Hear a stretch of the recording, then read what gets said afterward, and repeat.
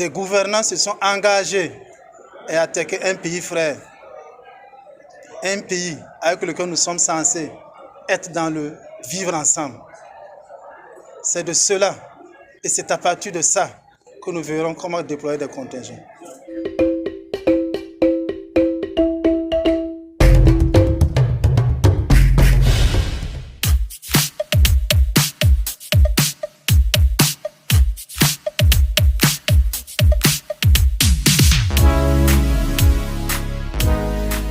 Pour moi, je me dis que c'est quelque chose qui va de soi, sachant dans quelle situation se trouvent nos populations dans certaines zones et ayant aussi à l'idée des complicités diverses qui ont lieu et qui continuent d'avoir lieu.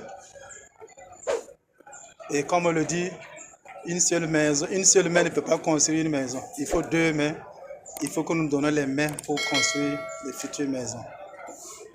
Notre paix, surtout pour le pays et aussi pour la sous-région, passera évidemment et obligatoirement par ce don de main entre nous, par cette volonté de solidarité que nous agissons ensemble. Le président de l'Assemblée l'a mis en conclusion.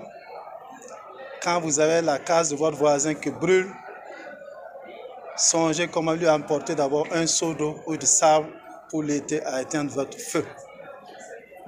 Nous avons laissé passer des trucs pareils pour la Libye. En 2012-2013 pour le Mali, ne le sont plus des trucs pareils arrivés dans un autre pays proche ou voisin. Nous, on n'est pas bagarreurs, on n'est pas bellicistes. Ça, c'est un. Nous avons entendu des gouvernants se sont engagés et attaqué un pays frère, un pays avec lequel nous sommes censés être dans le vivre ensemble.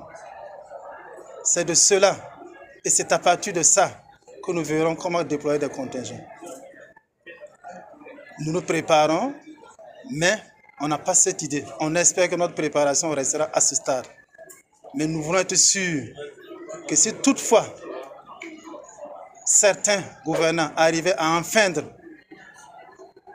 à l'article 2 de la Charte des Nations Unies et même au traité qui concerne la CEDEAO pour s'attaquer à un pays voisin pour des raisons quelconques, où nous savons clairement que ce n'est pas bien défini, nous réagirons en conséquence.